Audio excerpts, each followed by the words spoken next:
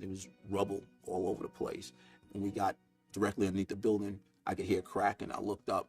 We went over to the side of a building. We held onto the building. I could feel the debris brush by us. So we went in and we started the recovery mission. We searched through that rubble forever that day. I've never felt so more defeated. You know, I wanted to be in emergency service because, again, I wanted to be the hero and I wanted to rescue people. And I rescued no one. That hurt me. That hurt me bad. We spent a couple of months there sifting through things, recovering unidentifiable people, carrying out our co-workers who had been there. A lot of those guys were responsible for training me. A lot of those guys I worked with, and we left those guys. We left them, and then it was over.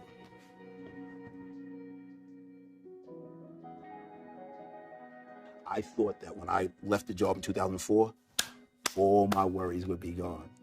Unfortunately, I found out that that wasn't the case. A lot of different things that happened. It's 9/11, shootings, homicides, and some things that don't even seem related. Sandy Hook hurt me. Boston hurt me. It's all of that. I became a control freak. I thought my way was the right way, and it was the only way. I would have these emotional, angry outbursts, and I didn't even notice them. Collectively, these 4 indictments describe a group of officers who acted as though they were above the law. The officers had no interest in de-escalation or other proper law enforcement tactics to avoid violence. Color of law violations strike at the very heart of our justice system. They undermine public confidence in the law and law enforcement and erode the fundamental rights of our citizens. I was dysfunctional and abnormal, and my family suffered. And it took the loss of my family. I'm not home anymore. For me to understand who and what I was and understand there's another way.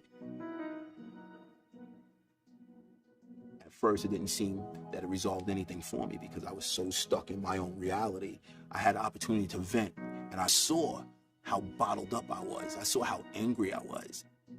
This mental trauma is different. Bones heal quickly, but your brain? I mean, 9/11 is how long ago? And I still miss my friends. I still feel responsible, like I left them there. It's natural when you see trauma to experience pain. That's normal. And we isolate ourselves from it and we insulate ourselves from things like that so we can stay strong, so we can continue doing our jobs. But we do have to recognize that all that stuff is going to be packaged and it's going to have to come out sooner or later.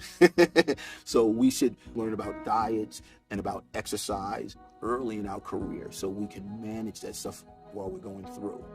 You know, when we get to these incidents, if we go to a child call and that call bothers us, we have to talk about it. We can't just bottle it up because it's going to hurt us later on. I'm still evolving, I'm still growing, and I'm still healing.